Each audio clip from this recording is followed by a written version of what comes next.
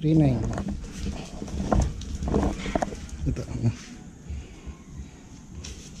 Pabilang na lang. Baka mauntog ka dito sa ano. 1, 2, 3, 4, 39. Okay na po. Sige, maraming salamat. Ayun sir. Okay na po no? Sige, thank you. Hello guys, welcome back to Arangkada PH. Alam ko medyo natagalan yung bakasyon ko kaya ngayon lang ako nakapag-upload ulit ng video. Anyway, our topic for this episode is we're going to upgrade the tire of our new Honda Click version 2, also known as the Game Changer. I ordered this set of Pirelli tires, 90-80 14 inches, yun yung front, tapos 100 over 80 14 inches yun yung rear.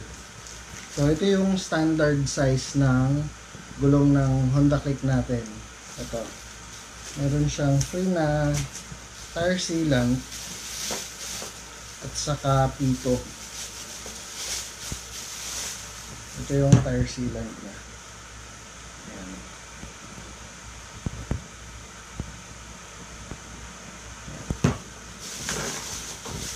At may free pa na sticker. Ayan. May libreng sticker ng Pirelli. Ito yung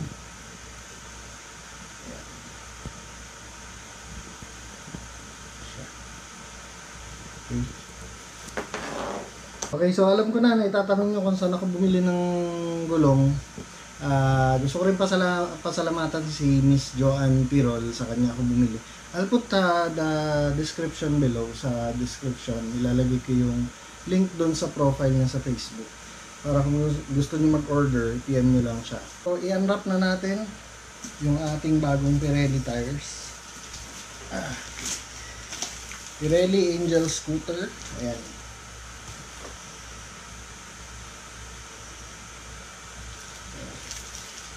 So, i-unlock na natin para makita natin. Bago natin dalhin sa vulcanizing shop. Texture pa lang ng gulong, alam mo na makapit siya. Compare mo dun sa stock na parang, alam mo yung parang medyo synthetic siya. Hindi yung talagang kagaya nito na rubber. Tingnan nyo, nabibinig yung tunog. Ayan. So, ayan yung texture niya.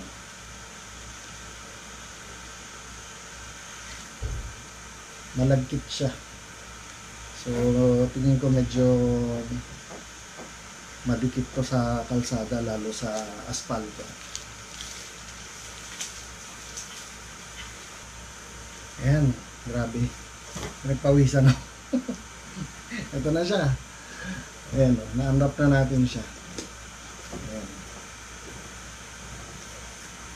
So, meron pa siyang karton sa loob. So, i-unwrap na natin yung ating rear tire. Siyempre, nahirapan na tayo doon sa una. Alam na natin kung paano tatanggalin ito. Gagamitan na natin ng cutter. Pero be careful baka masira niyo yung gulong. So make sure na dito nyo lang ihiwain sa gitna.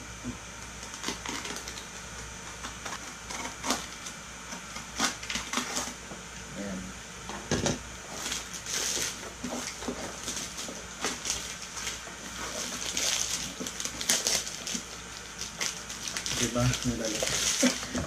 Dihamak naman na mas madali siya kaysa sa kanin.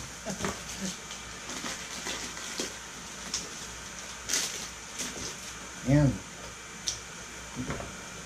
So, ito na yung rear tire natin. Ayan. Pirelli.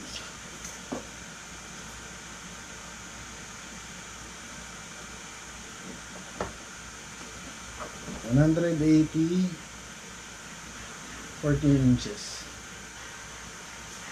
Okay, so ang gagawin natin dito, dadalhin na natin sa vulcanizing shop para ipakabit.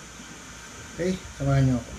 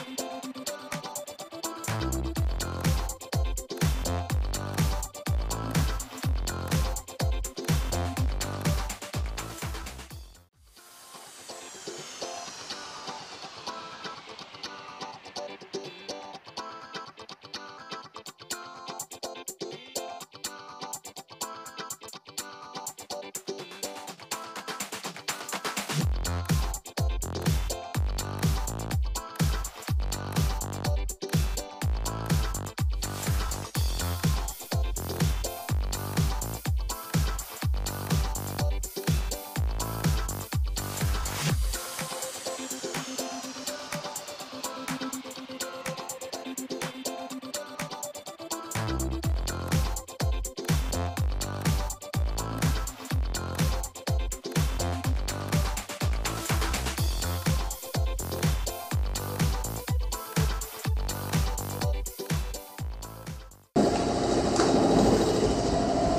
yung rear tire na lang yung lalagyan natin ng tire sealant kasi yun yung pinakamahirap tanggalin.